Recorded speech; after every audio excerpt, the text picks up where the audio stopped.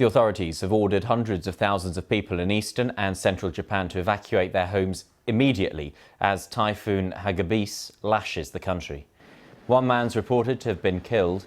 Thousands of homes are without power and all flights and train services from the capital have been cancelled. Our correspondent Rupert Wingfield-Hayes sent this update from Tokyo. This behind me is Shibuya Station in the middle of Tokyo, and normally on a Saturday afternoon this place would be jammed with tourists, jammed with shoppers.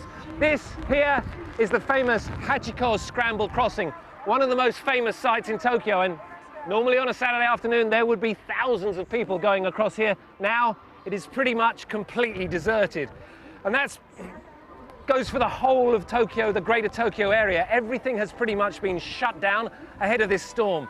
All of the railways, the whole of the metro system, both of Tokyo's airports are now closed down, as is the famous bullet train.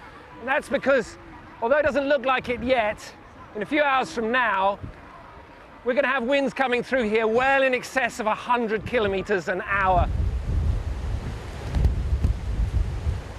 So this is the Tama River, and this is one of the main large rivers that runs through Tokyo. This is on the southern end of Tokyo, and you can see just how swollen it is already.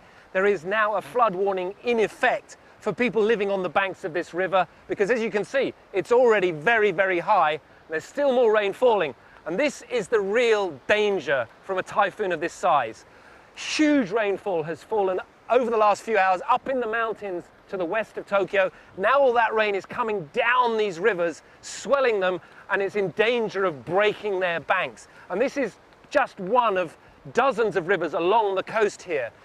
It's always the big danger from these sorts of events is water. Water is the thing that can do real damage, both if this river bursts its banks, if it causes landslides in the mountains, or of course when it reaches the sea. As the typhoon comes up the coast in the next few hours, it will push a storm surge ahead of it. And as it meets the water coming out of these rivers, that can cause flooding along the coast.